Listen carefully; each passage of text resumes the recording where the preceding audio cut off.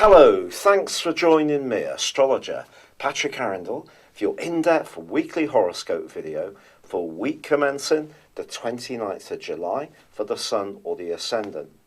I'll give you a detailed, in-depth overview before your specific forecast for your sign.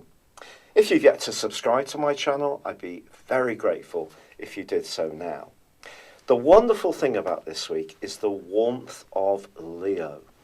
The Sun is the ruler of this zodiac sign, and throughout this week, the Sun and Venus, the planet of relating, are very closely tied together. In fact, the new moon, which occurs on Thursday at 4:11 a.m. BST, is in fact also going to be embracing the energies of Venus. So for the following month, it really gives us an opportunity. In fact, for the first 3 weeks of August, the Sun and Venus are broadly close together in this alliance. It gives us an opportunity to move into a much freer, upbeat, refreshing, expressive and warming phase of the year. Now, the politics which have dominated much of July are not completely at an end. The good news, of course, is that Mercury has now come to the end of its retrograde, or it does as this week begins. But it is still going to be in an opposition with Pluto for much of this week. It's broad, but it's there, suggesting we may encounter somebody who's a bit of a might is right type character, someone who's very dogmatic, doesn't want to listen. And communication isn't just about speaking, it's about comprehension. So the more that we can just be aware of our boundaries, if we do encounter someone who is a bit like this, wants to grab all the limelight for themselves or their point of view, then that's going to be useful. Now, the Sun and Venus are also going to be clashing with Uranus this week. Now, in terms of the Sun's case, the Sun in Leo is very much about energy, self.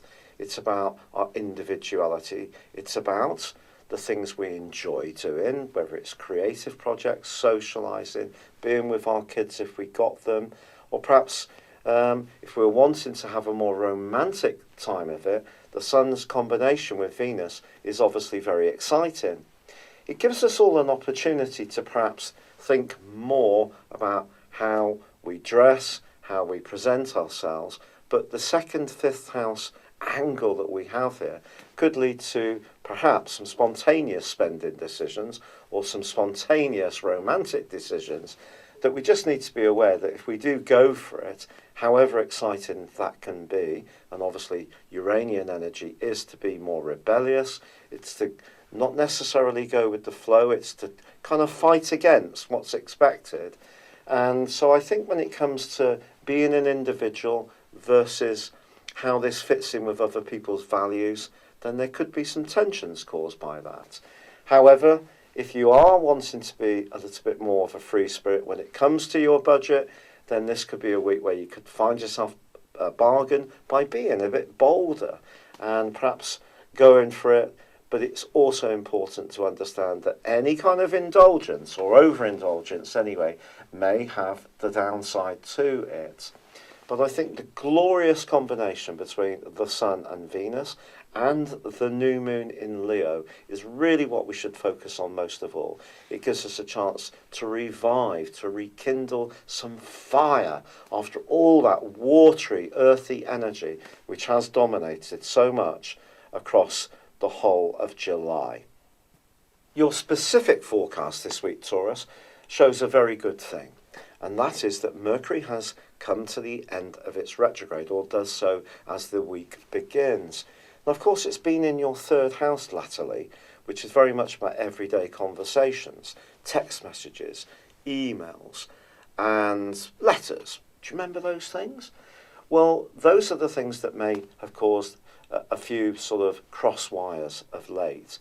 But it is true that Mercury does continue in an opposition with Pluto this week.